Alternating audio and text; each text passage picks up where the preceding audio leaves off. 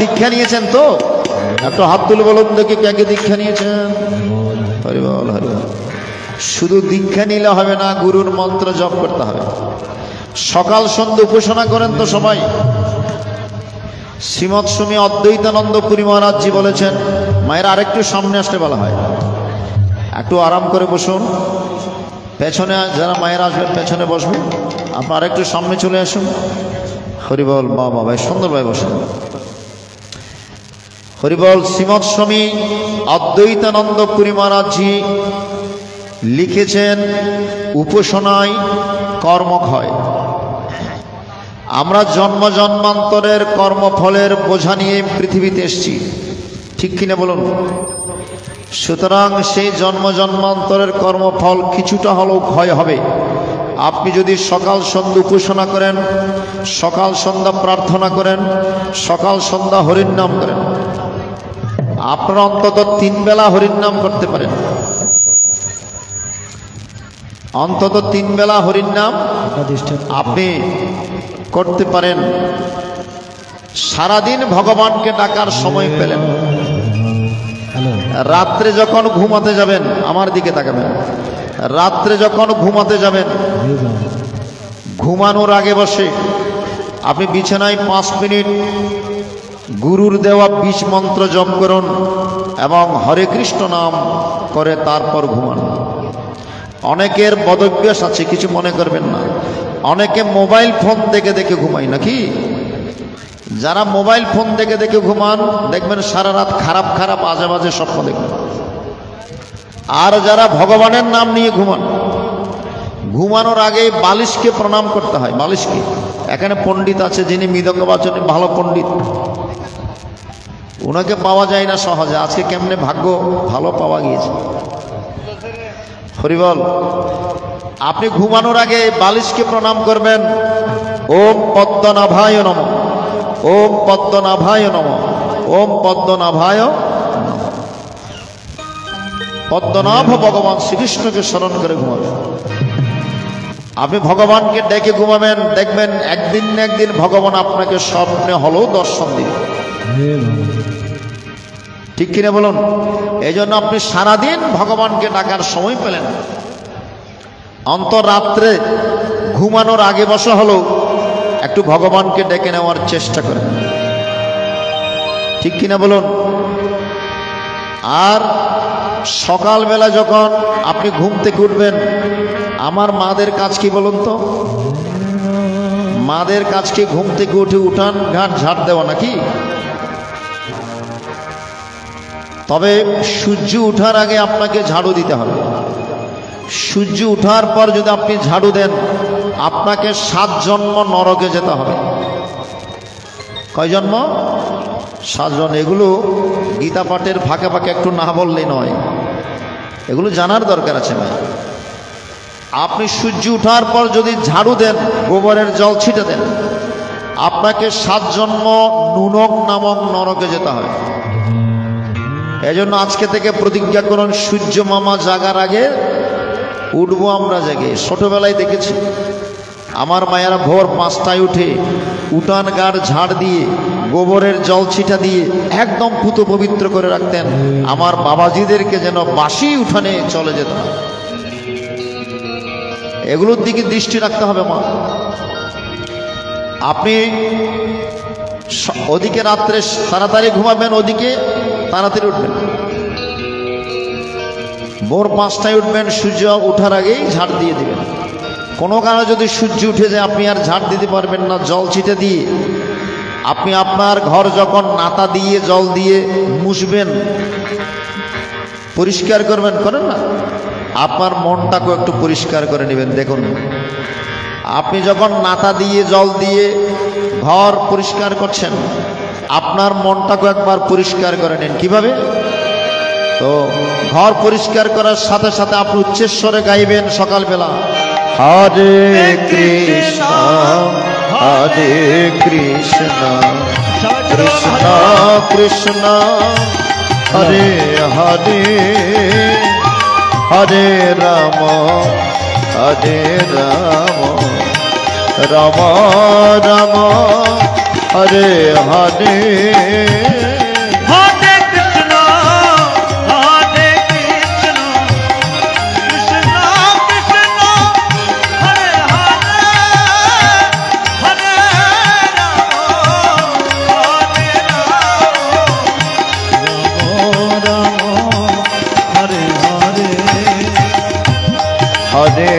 কৃষ্ণ কৃষ্ণ কৃষ্ণ হরে হরে হরে রাম রাম রাম হরে হরে হরে কৃষ্ণ কৃষ্ণ হরে হরে হরে রাম হরে রাম সবাই দু হাত তুলে বলো হরে কৃষ্ণ কৃষ্ণ কৃষ্ণ হরে হরে হরে রাম রাম রাম হরে হরে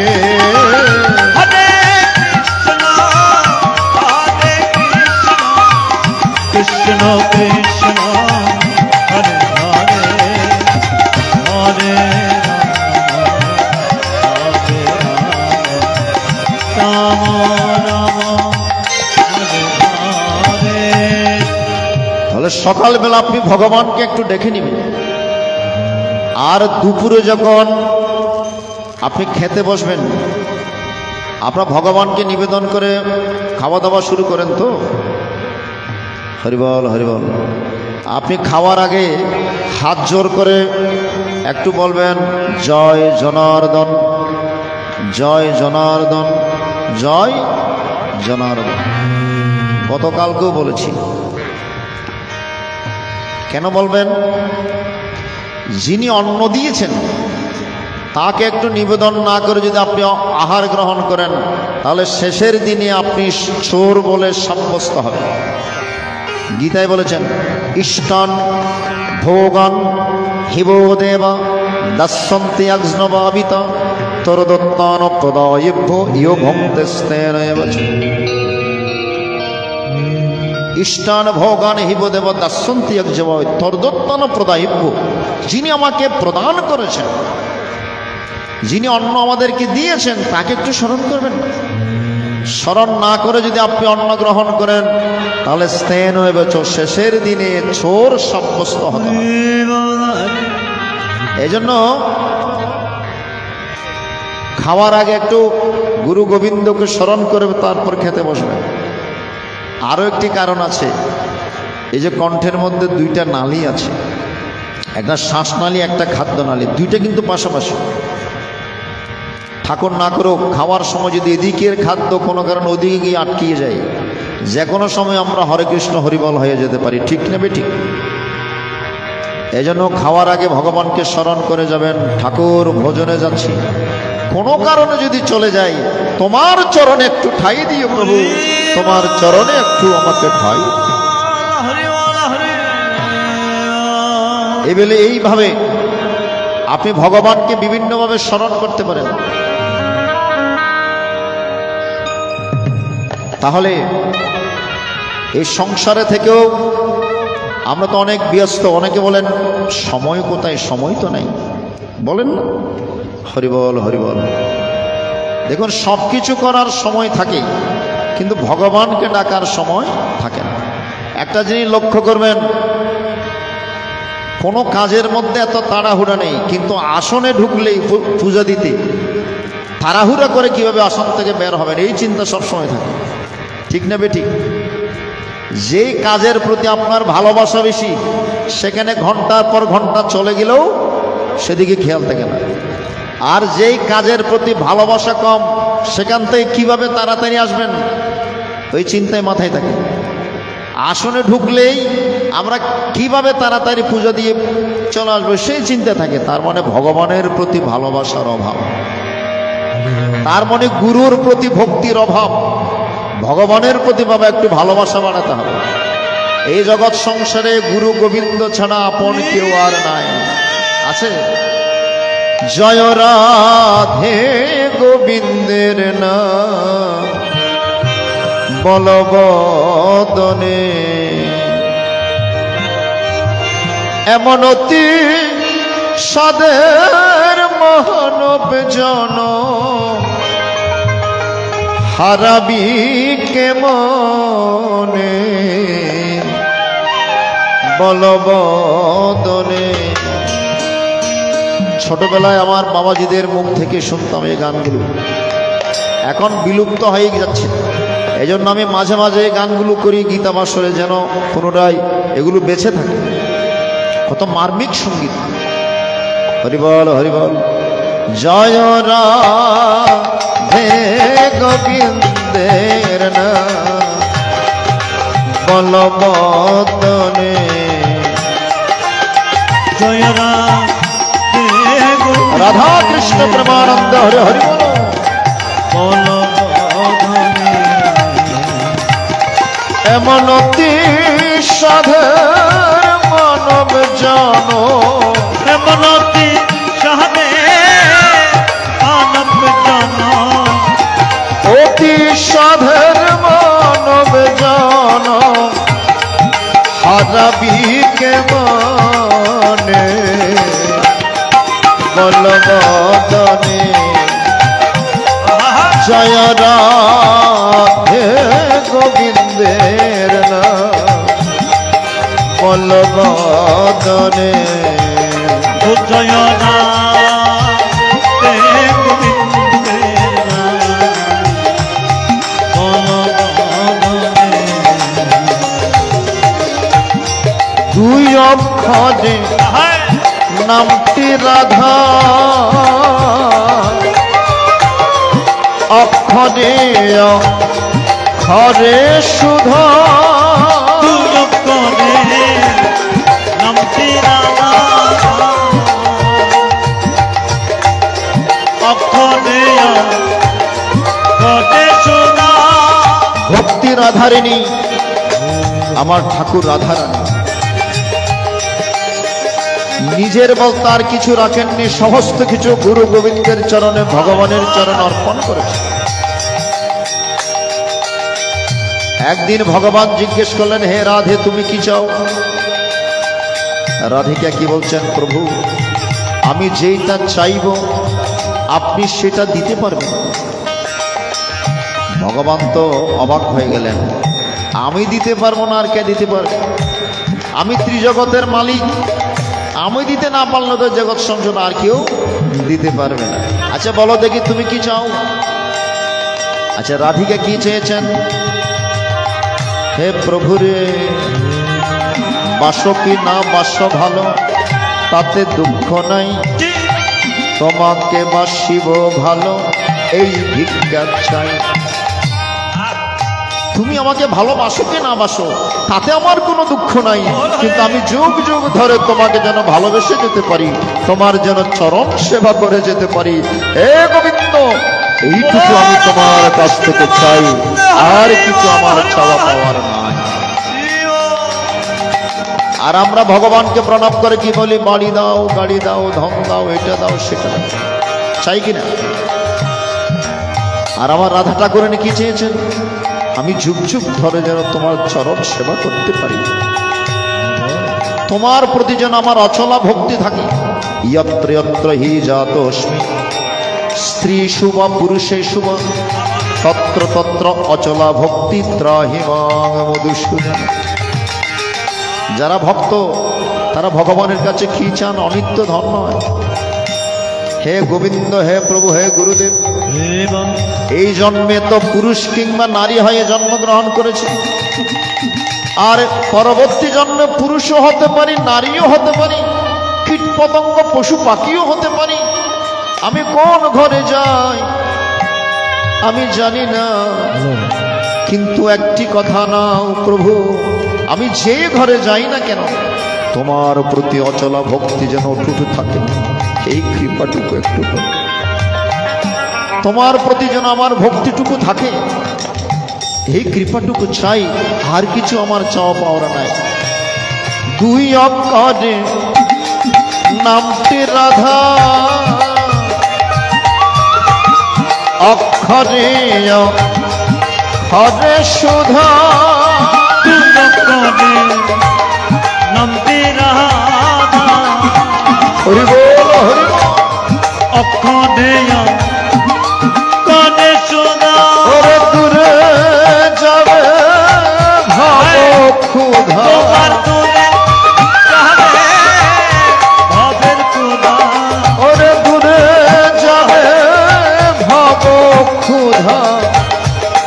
নাম শ্রবণে বলবদনে জয় রাধে গোবিন্দের নাম বলবদনে জয় রাধে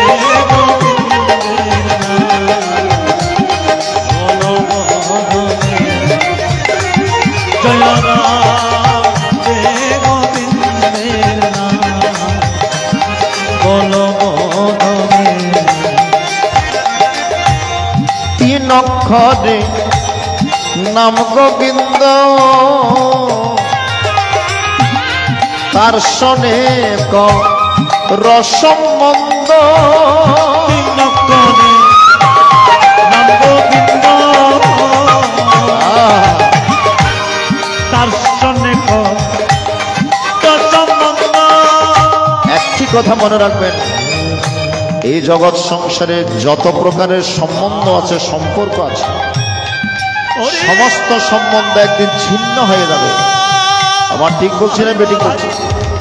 কিন্তু ভগবানের সাথে যারা একবার সম্বন্ধ করেছে, ভগবানের সাথে যারা একবার সম্পর্ক করেছেন, জীবদ্দশায় সেই সম্পর্ক যেমন টিকে থাকবে, মরণের পরেও সেই সম্বন্ধ টিকে থাকবে।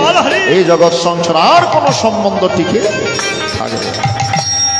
গীতার 6ষ্ঠ অধ্যায় অর্জুন প্রশ্ন করলেন, হে প্রভু, একবার যারা তোমার নাম নিয়েছে, একবার যারা তোমার গুণকীর্তন করেছে, কিন্তু সঙ্গগুণে তারা ভক্তিপথ থেকে বিচ্যুত হয়ে গিয়েছে, তারা অসৎ পথে চলে গিয়েছে, তাদের কি গতি হবে?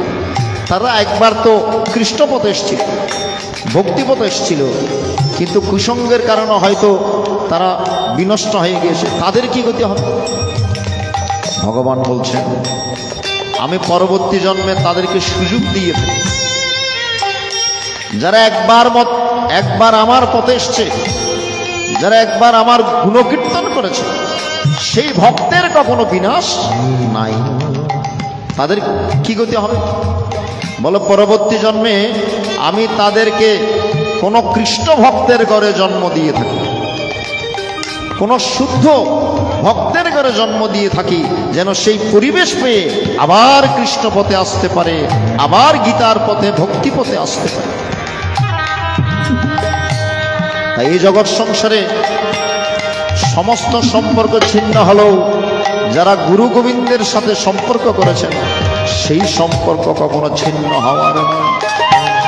তিন অক্ষরে নাম গোবিন্দ তার সনে রসমন্দ। তিন অক্ষরে নাম গোবিন্দ তার সনে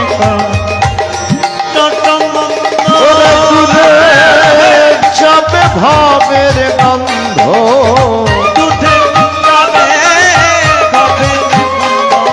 ওরে দূরে যাবে কামের গন্ধ, ওই নাম শ্রবণে বলবদনে জয় রাধে গোবিন্দের নাম বলবদনে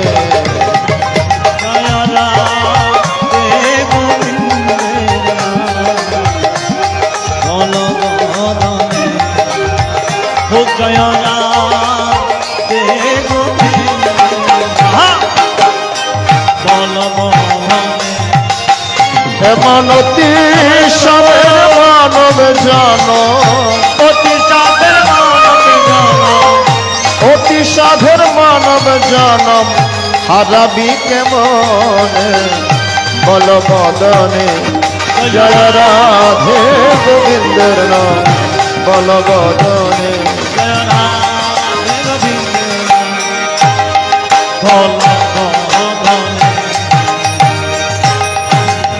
নাম ভজনাম চিন্ত নাম করসার, নাম বিনা ভবার নবে গতি নাহি। এই জন্য সকাল সন্ধ্যা আপনারা উপাসনা করবেন, প্রার্থনা করবেন।